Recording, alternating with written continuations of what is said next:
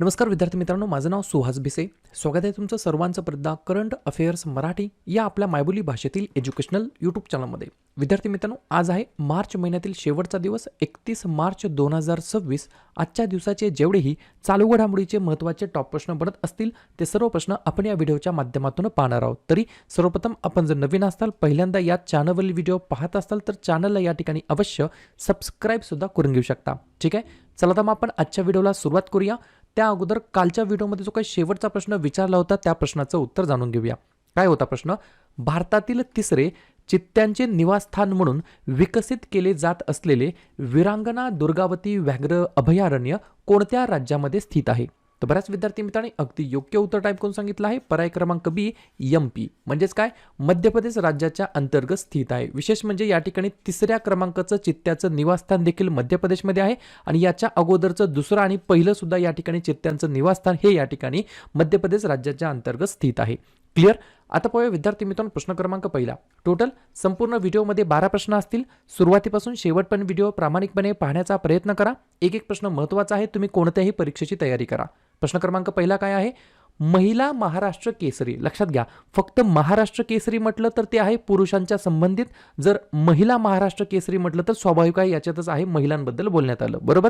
तर महिला महाराष्ट्र केसरी 2026चं विजेतेपद कोणी जिंकलेलं आहे? प्रश्न क्रमांक पहिल्याचं योग्य उत्तर आहे पर्याय क्रमांक डी, अमृता पुजारी असं त्यांचं नाव आहे. आपल्या कोल्हापूरच्या आहेत. तर अमृता पुजारी यांनी या ठिकाणी 2026चं हे जे काही संस्करण झालं होतं महिला महाराष्ट्र केसरीचं, बरोबर का नाही, त्याचं विजेतेपद या ठिकाणी जिंकलेलं आहे. दोन गोष्टी लक्षात ठेवायच्या आहेत. पहिली गोष्ट, विजेतेपद कोणी जिंकलं? अमृता पुजारी. उपविजेतेपद कोणी जिंकलं, म्हणजेच कोणाला हरवून जिंकलं? तर वेदिका सासने. बरोबर? आणि या दोन्हीही खेळाडू या ठिकाणी कोल्हापूरला बिलॉंग करतात. ठीक आहे, आणि हे जे काही आयोजन करण्यात आलं होतं महिला महाराष्ट्र केसरी 2026 ते कुठे आयोजन करण्यात आलं होतं? तर आपल्या सोलापूरमध्ये. ठीक आहे, या गोष्टी लक्षात ठेवायच्या आहेत. ठीक आहे, आता या ठिकाणी महिला महाराष्ट्र केसरी आणि पुरुष महाराष्ट्र केसरी याच्यामध्ये कन्फ्युजन होऊ शकतं. लिहून घ्या. जी काही पहिली महाराष्ट्र महिला केसरी झाली होती 2023 मध्ये झाली होती, त्याचं विजेतेपद प्रतीक्षा रामदास बागडी यांनी जिंकलं होतं. त्या सांगलीच्या आहेत आणि त्यांनी पराभव कोणाचा केला होता? वैष्णवी पाटील यांचा, जे की कल्याणचे आहेत. त्याच्यानंतर लेटेस्ट सांगायचं म्हटलं तर 2023 मध्ये पहिली झाली, 2024 मध्ये दुसरी झाली, 2025 मध्ये तिसरी झाली महिला महाराष्ट्र केसरी. त्याचं विजेतेपद या ठिकाणी पुण्याच्या भाग्यश्री फडणे जिंकलं आणि कोणाला हरवलं? तर कोल्हापूरच्या अमृता पुजारी यांना या ठिकाणी पराभूत केलं होतं. आणि चौथी जी काही महिला महाराष्ट्र केसरी झाली ती 2026 मध्ये झाली, सोलापूरमध्ये झाली, ज्याच्यामध्ये कोल्हापूरच्या अमृता पुजारींनी विजेतेपद जिंकलं, कोल्हापूरच्याच वेदिका सासने यांचा पराभव करत. बरोबर? या गोष्टी लक्षात ठेवायच्या. हे झालं महिला महाराष्ट्र केसरी बद्दल. पुरुषांबद्दल सांगायचं म्हटलं तर लेटेस्ट 2023-24 जे काही या ठिकाणी महाराष्ट्र केसरी झालं ते झालं पुण्यामध्ये. त्याचं विजेतेपद जिंकलं होतं सिकंदर शेख यांनी शिवराज राक्षे यांचा पराभव करत. त्याच्यानंतर 67व्या क्रमांकाचं महाराष्ट्र केसरी झालं 2024-25 मध्ये पुण्यामध्ये. पृथ्वीराज मोहोळ यांनी जिंकलं महेंद्र गायकवाड यांचा पराभव करत.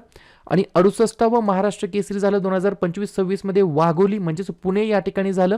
त्याचं विजेतेपद हर्षदराव सदगीर, माफ करा, हर्षवर्धन सदगीर यांनी जिंकलेलं आहे आणि त्यांनी देखील महेंद्र गायकवाड यांचा पराभव केलेला आहे. या गोष्टी तुम्हाला लक्षात ठेवायच्या आहेत. ठीक आहे, पुढचा प्रश्न, प्रश्न क्रमांक दुसरा, महत्त्वाचा प्रश्न आहे, स्टार मार्क करून ठेवा.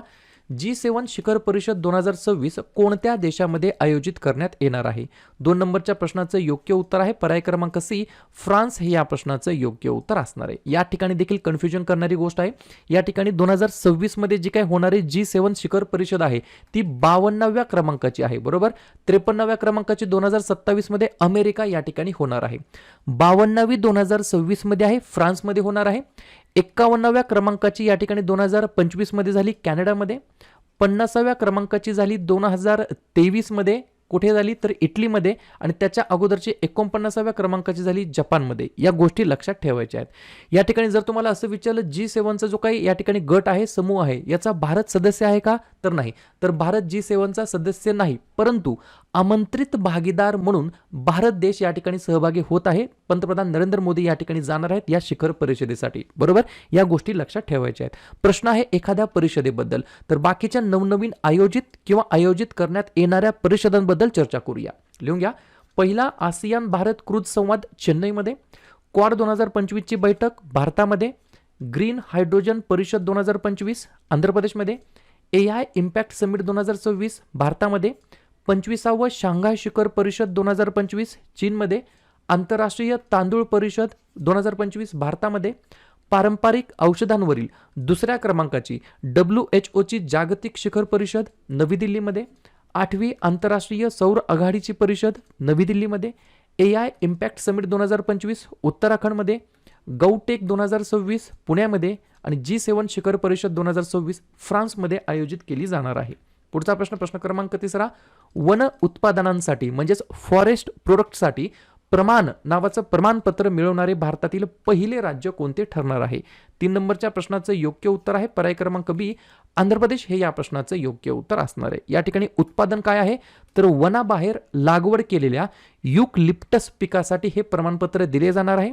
या प्रमाणपत्राचा मुख्य उद्देश शाश्वत वन व्यवस्थापन आणि कृषी वनशेतीला प्रोत्साहन देणे तसेच शेतकऱ्यांना त्यांच्या उत्पादनासाठी चांगली बाजारपेठ मिळवून देणे या उद्देशाने या ठिकाणी हे प्रमाणपत्र या ठिकाणी दिले जाणार आहे किंवा हे प्रमाणपत्र मिळवणारे भारतातील पहिलं राज्य ठरलं आहे आंध्र प्रदेश राज्य. आंध्र प्रदेश ज्या राज्याची स्थापना 1 नोव्हेंबर 1953 झाली. मुख्यमंत्री आहेत एन चंद्रबाबू नायडू, राज्यपाल आहेत एस अब्दुल नजीर, राजधानी आहे अमरावती. 3 महत्त्वाचे राष्ट्रीय उद्यान वेंकटेश्वरा, पापीकोंडा आणि राजीव गांधी आणि 3 महत्त्वाचे धरण सोमशिला, श्रीशैल्यम, नागार्जुना सागर. एक पॉईंट लिहून घ्या.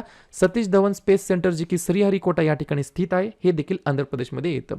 पुढचा प्रश्न, संरक्षण खरेदी परिषद योजनेअंतर्गत भारतीय लष्कराच्या लांब पल्ल्याच्या तोफखान्याची क्षमता वाढवण्यासाठी कोणत्या सिस्टीमला किंवा कोणत्या प्रणालीला मंजुरी देण्यात आलेली आहे?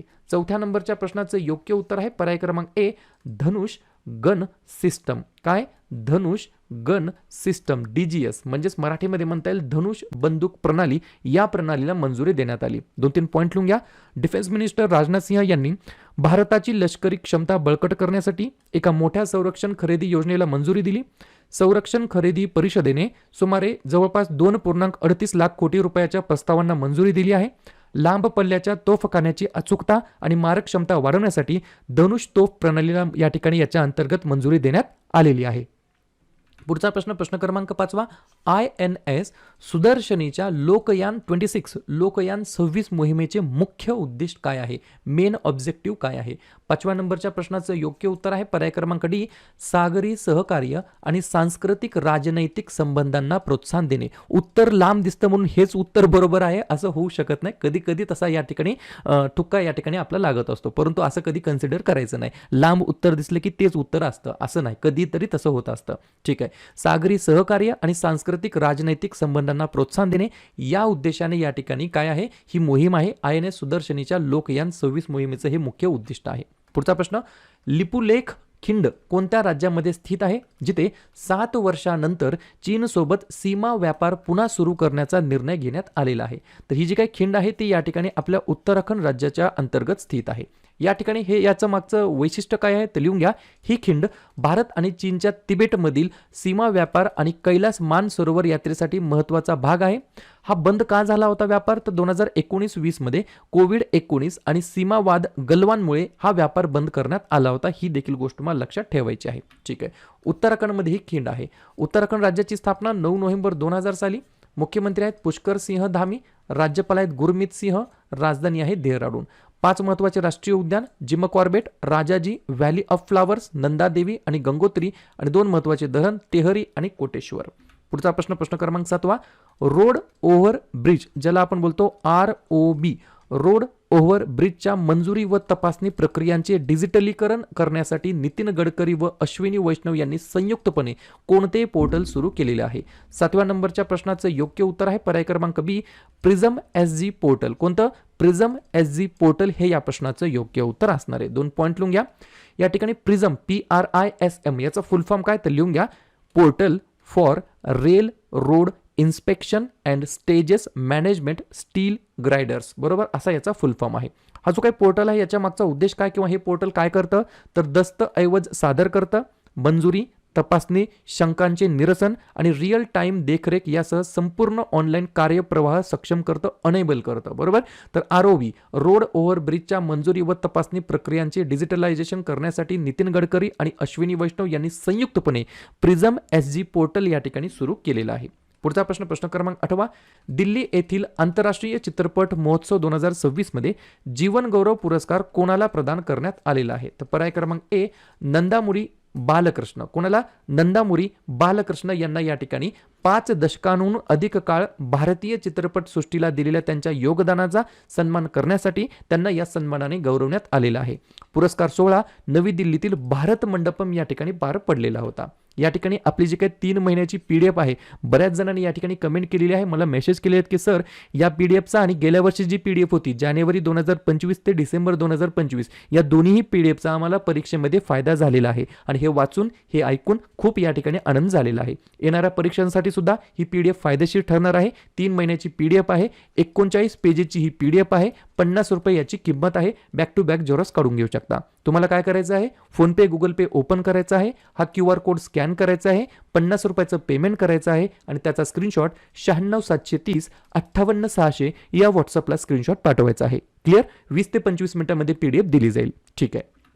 पुढचा प्रश्न प्रश्न क्रमांक 9 अमराबाद व्याघ्र अभयारण्यामध्ये आदिवासी कुटुंबाचे पुनर्वसन केले जात आहे. तर हे जे काय अमराबाद व्याघ्र अभयारण्य आहे कोणत्या राज्यामध्ये स्थित आहे?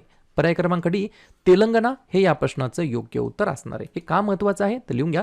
2014च्या राज्य विभाजनानंतर म्हणजे 2014ला या ठिकाणी तेलंगणा राज्याची निर्मिती झाली होती. तर या राज्य विभाजनानंतर नागार्जुन सागर श्रीशैल्यम व्याघ्र प्रकल्पातून वेगळे करून स्थापन करण्यात आलेला हा तेलंगणातील सर्वात मोठा व्याघ्र प्रकल्प आहे. ही गोष्ट मला लक्षात ठेवायची आहे.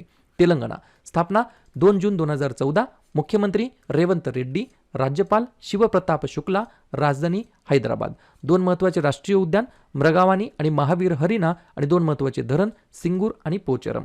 पुढचा प्रश्न प्रश्न क्रमांक 10 अमेरिकन डॉलरच्या नोटांवरती राष्ट्राध्यक्ष डोनाल्ड ट्रम्प यांच्या स्वाक्षरीचा समावेश कोणत्या घटनेशी संबंधित आहे? तर पर्याय क्रमांक सी USAच्या स्वातंत्र्याचा 250व्या क्रमांकाचा वर्धापन दिन या घटनेशी संबंधित आहे. पुढचा प्रश्न प्रश्न क्रमांक 11 एक या ठिकाणी पुढचा प्रश्न प्रश्न क्रमांक 11 एक फुलपाखरूची या ठिकाणी नवीन दुर्मिळ प्रजाती आहे. नाव आहे युथॅलिया जुम्बीगार्गी. काय नाव आहे? युथॅलिया जुम्बीगार्गी. या फुलपाखराच्या नवीन दुर्मिळ प्रजातीचा शोध कोणत्या राज्यामध्ये लागलेला आहे? तर पर्याय क्रमांक बी अरुणाचल प्रदेश हे या प्रश्नाचं योग्य उत्तर असणार आहे. तर संशोधकांना अरुणाचल प्रदेशातील लेपराडा जिल्ह्यामध्ये युथॅलिया जुम्बीगार्गी नावाच्या फुलपाखराची एक नवीन दुर्मिळ प्रजाती या ठिकाणी सापडलेली आहे. जाता जाता अरुणाचल प्रदेशबद्दल रिव्हिजन टाकून जाऊया. स्थापना झाली 20 फेब्रुवारी 1987. मुख्यमंत्री आहेत प्रेमा खांडू, राज्यपाल आहेत कैवल्य त्रिविक्रम पारनाईक, राजधानी आहे इटानगर. 2 महत्त्वाचे धरण रंगनाडी आणि सुबानसिरी. 4 महत्त्वाचे नृत्य प्रकार बुइया, चलो, वांचो आणि पोनो. 2 महत्त्वाचे राष्ट्रीय उद्यान आहेत मौलिंग आणि नामदाफा. शेवटचा प्रश्न नवी दिल्ली येथे झालेल्या हॉकी इंडिया पुरस्कार सोहळ्यादरम्यान आंतरराष्ट्रीय हॉकीमधून निवृत्तीची घोषणा कोणी केलेली आहे? तर पर्याय क्रमांक ए गुरजंत सिंग असं त्यांचं नाव आहे. लक्षात घ्या काय आहे यांची भूमिका. तर टोकियो 2020 आणि पॅरिस 2024 ऑलिम्पिकमध्ये भारताला कांस्य पदक मिळवून देण्यामध्ये त्यांनी महत्त्वाची भूमिका बजावली होती. ते हांगझू येथे झालेल्या देखील 2022च्या आशियाई क्रीडा स्पर्धेमध्ये सुवर्णपदक विजेत्या संघाचे एक भाग होते. त्यांच्या या सर्व कामगिरीबद्दल त्यांना 2021 मध्ये अर्जुन पुरस्काराने देखील सन्मानित करण्यात आलं होतं. तर अशा प्रकारचे हे हॉकीचे प्लेयर आहेत. गुरजंत सिंग असं त्यांचं नाव आहे. रिटायरमेंटची त्यांनी नुकतीच घोषणा केलेली आहे. क्लिअर? तर अशा प्रकारे विद्यार्थी मित्रांनो हे होताचे 12 प्रश्न. उपक्रम कंटेंट हा जो काही प्रयत्न आपण सुरू केलाय मराठी भाषेमध्ये कसा वाटतो अवश्य कमेंट करत चला. आणि तुमच्यासाठीचा आजचा खास प्रश्न नेपाळचे सर्वात तरुण लोकशाही पद्धतीने निवडून आलेले पंतप्रधान म्हणून नुकतीच कोणी शपथ घेतलेली आहे? पुष्प कमल दहल, बलेंद्र शहा, KP शर्मा ओली की शेर बहादूर देऊबा. तर ज्या पण विद्यार्थ्यांनी या प्रश्नाचं योग्य उत्तर येत असेल त्या प्रश्नाचं उत्तर तुम्ही कमेंट बॉक्समध्ये देण्याचा प्रयत्न करा. प्रश्नाचं उत्तर चुकू द्या, बरोबर येऊ द्या, काहीच हरकत नाही. ट्राय करणं, प्रयत्न करणं सर्वात जास्त महत्त्वाचं आहे. तर दुसऱ्या दिवशी येऊन आपण दिलेल्या प्रश्नाचं उत्तर बरोबर आले की चुकलं, दुसऱ्या दिवशी येऊन नेहमी चेक करणं, अभ्यासामध्ये कन्सिस्टन्सी मेंटेन ठेवणं हे सगळ्यात जास्त महत्त्वाचं ठरणार आहे.